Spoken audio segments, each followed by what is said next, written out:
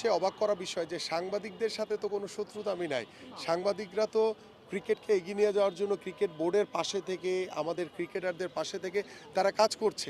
তো তাদেরকে কেন এই ধরনের একটি অবজেকশন দিয়ে বা তাদেরকে স্টেডিয়ামের ভিতরে ঢুকতে দিবে না, তাদের সাথে কথা বলবে না, এটা অত্যন্ত দুর্ভাগ্যজনক। আমার কাছে মনে হয় যে এগুলো ব্যক্তিগত পর্যায়ে এগুলি আলোচনা না করে এগুলো আমি আমাদের যে ক্রীড়া উপদেষ্টা রয়েছেন তার কাছে অনুরোধ করব যে আমাদের ক্রীড়া সাংবাদিক যারা রয়েছেন, যারা ক্রিকেট বোর্ডের পরিচালক রয়েছেন বা অন্যান্য স্পোর্টসের ক্ষেত্রেও সকলের ক্ষেত্রেই আমি মনে করি যে আমাদের ক্রীড়া সংগঠক, খেলোয়াড় এবং ক্রীড়া সাংবাদিক আমরা একটি পরিবারের মতো চলতে চাই। তো সেই পরিবারের ভিতরে যদি কোনো সমস্যা থাকে সেটা আমরা আলোচনা করে সমাধান করব।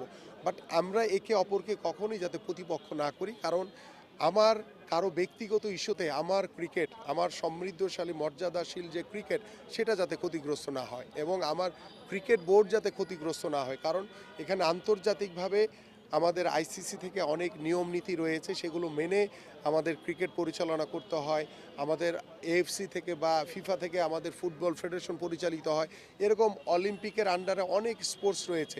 তো আমরা আন্তর্জাতিকভাবে ক্রীড়া কূটনীতির মাধ্যমে আমাদের যদি কোনো সমস্যা থাকে সেগুলো আলোচনার ভিত্তিতে আমাদের সমাধান করে নেওয়াটাই শ্রেয়। আমরা হয়তোবা সাময়িকভাবে কোনো কিছু খেলতে গিয়ে হয়তোবা আমরা যদি নিরাপত্তাহীনতায় ভুগি, সেটা আমরা সাময়িকভাবে হয়তোবা সিদ্ধান্ত নিতে পারি, কিন্তু ইন দ্য লং রান এই ধরনের পরিস্থিতি যাতে ভবিষ্যতে না হয় সেই বিষয়গুলো নিয়ে আমাদের ক্রীড়া কূটনীতির মাধ্যমে এই সমস্যাগুলো অবশ্যই সমাধান করা উচিত।